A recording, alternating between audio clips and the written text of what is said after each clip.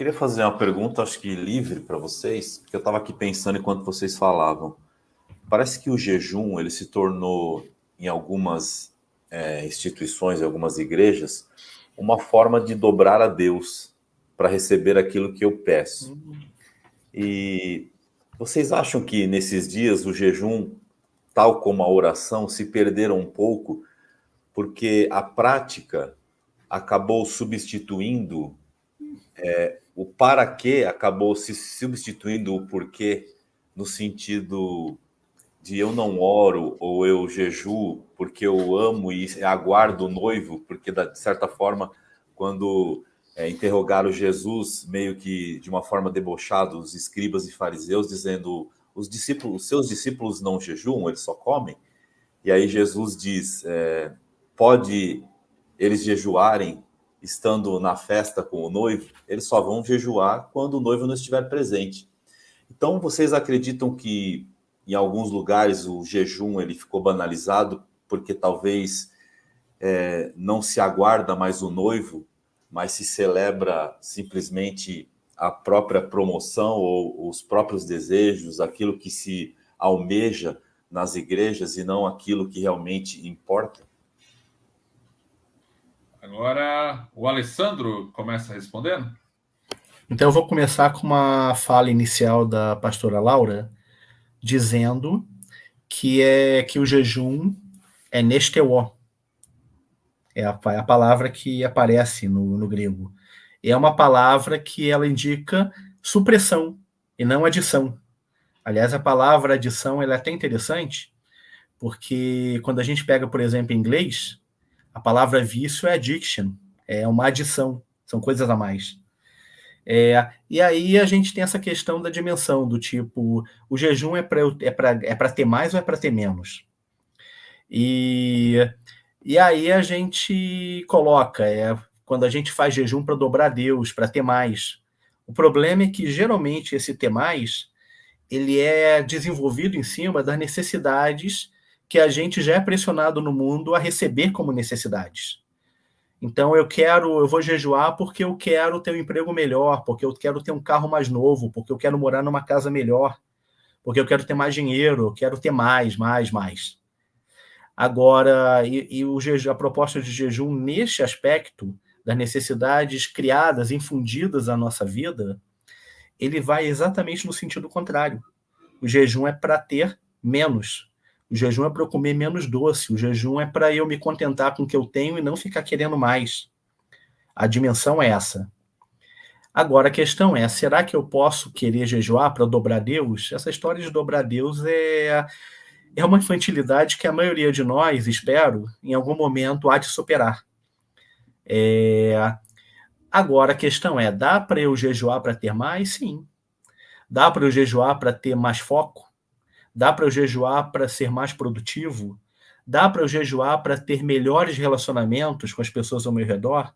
E, principalmente, dá para eu jejuar para ter mais sensibilidade espiritual? Nesse aspecto, sim. Dá para a gente jejuar para buscar o menos, para alcançar o mais. Dobrar Deus, não. Muita pretensão nossa, né? Laura Valentim. O jejum serve para dobrar a gente, não Deus, né? Sem condições de dobrar a Deus, né? Eu fico ouvindo vocês e fico pensando em todas as experiências, inclusive textuais, que eu tive com o jejum. Recentemente eu fui fazer uma viagem para Brasília e estava aqui no aeroporto de Congonhas, e aí folheando alguns livros, e não sei por que eu me encasquetei com a biografia de Gandhi. E eu comprei, então, a biografia do livro e comecei a ler. E me surpreendi, né? Eu falei assim, gente, se Gandhi não está no céu, tem alguma coisa errada. Porque o cara era fora da curva, né? E aí começa a falar quando é que ele se casou com 12 anos. Você imagina um cara casar com 12 anos? E ele teve que muito cedo deixar a esposa na Índia e foi para a África do Sul. Quer dizer, primeiro para a Inglaterra, onde ele estudou, depois ele volta e tem que ir para a África do Sul. E lá na África do Sul, na distância da sua esposa, ele entra num processo de promiscuidade muito grande. os amigos levam ele para prostíbulos, e ele percebe que muito facilmente ele caiu nessa vida de devassidão. E ele tinha uma busca, o Gandhi tinha uma busca muito intensa pela verdade, né? Pela sabedoria. E o que ele descobre dentro da mística hinduísta? Que para ele poder viver essa verdade e essa sabedoria, ele teria que sacrificar a carne dele, porque esse vício sexual, essa promiscuidade, o tirava dessa busca, né, pela verdade, pela sabedoria. Então ele faz um jejum. E por que e começa um jejum intenso, inclusive sexual e jejum de alimentos. Então por que eu estou trazendo essa questão?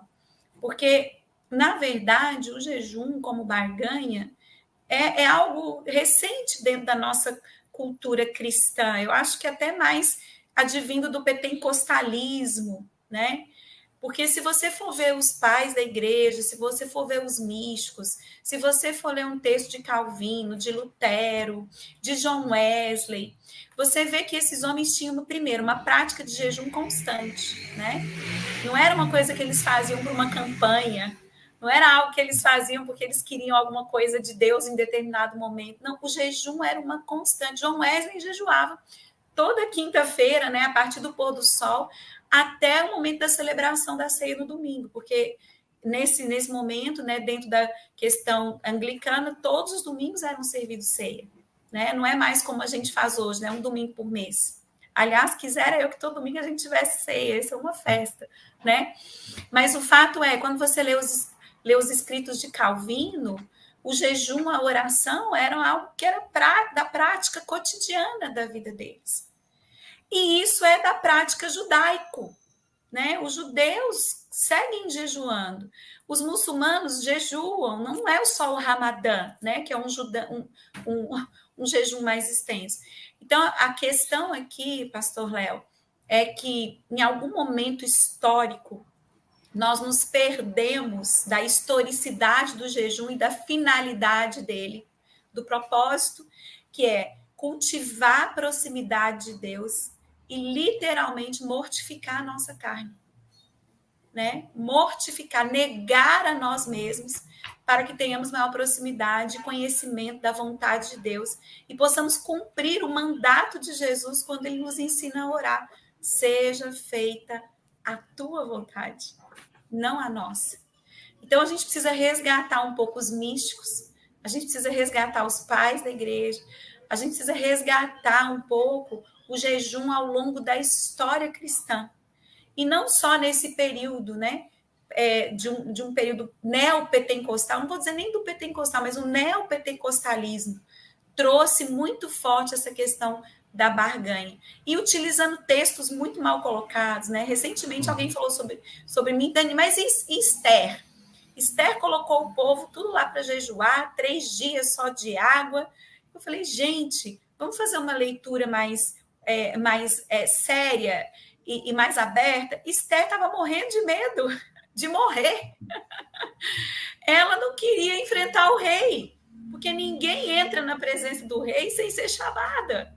Então, o jejum ali tem muito mais a ver com a condição dela, tanto que ela diz o seguinte: jejuem comigo, se eu morrer, morri. Né? Ela não estava buscando só o favor do rei, ela estava buscando encorajamento para que ela pudesse fazer o que ela deveria fazer. Não necessariamente, ela não tinha a menor garantia pelo jejum se ela ia ter uma resposta positiva ou não.